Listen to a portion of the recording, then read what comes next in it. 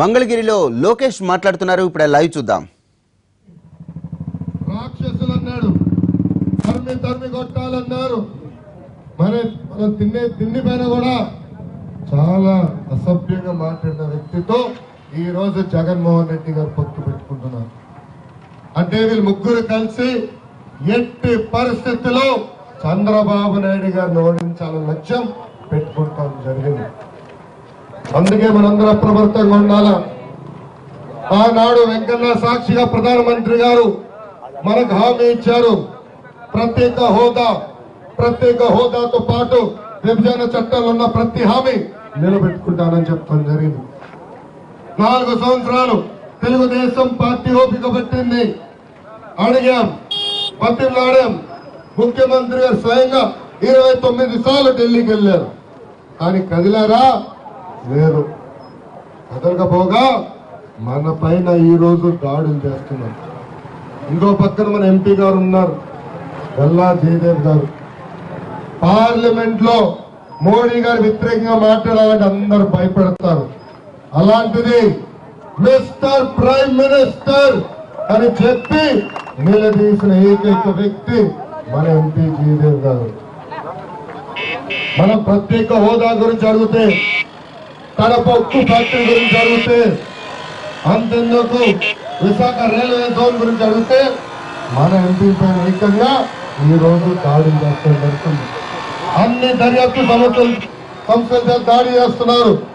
అయినా మన ఎంపీలు ఎవరు బెదరట్లేదు.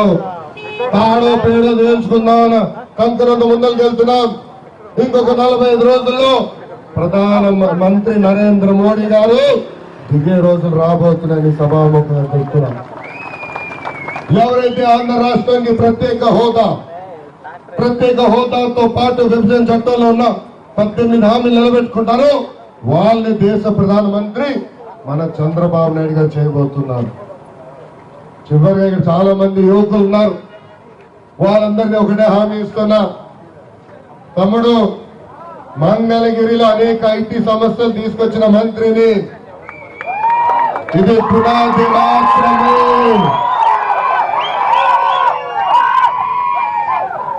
మా నాన్నగారు హైదరాబాద్ లో గచ్చిబౌలి కడితే నేను మన మంగళగిరిలో గచ్చిబౌలి కడతానని సభాముఖంగా ఆలోచిస్తున్నా.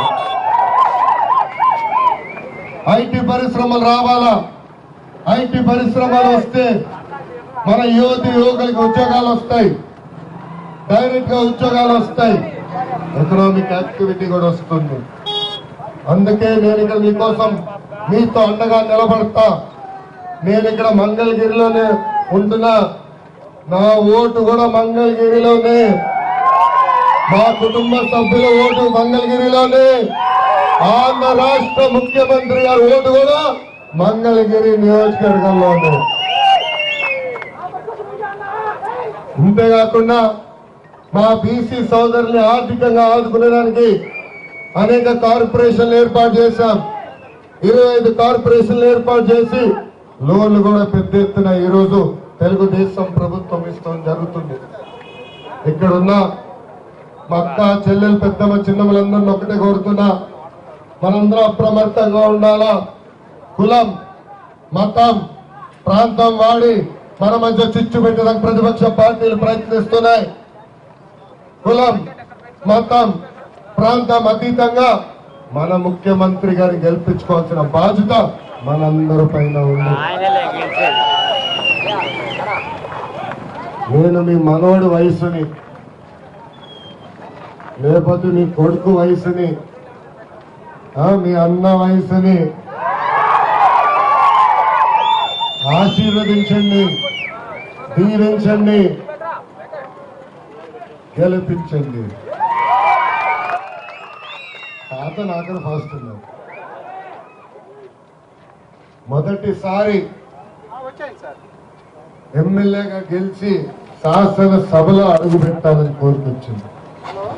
అప్పుడు ముఖ్యమంత్రిగా నడిస్తే నేను ఒకే మాట చెప్తాను, చంద్రగిరి అవసరం లేదు, మన పక్కనే మంగళగిరి ఉంది, మంగళగిరిలో పోటీ చేయి,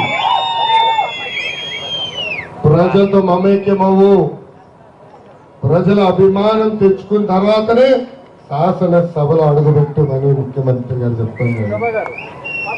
అందుకే నన్ను గెలిపించండి, మంచి మెజార్టీ గెలిపించి శాసనసభకి పంపించమని సభాముఖంగా కోరుతున్నాను.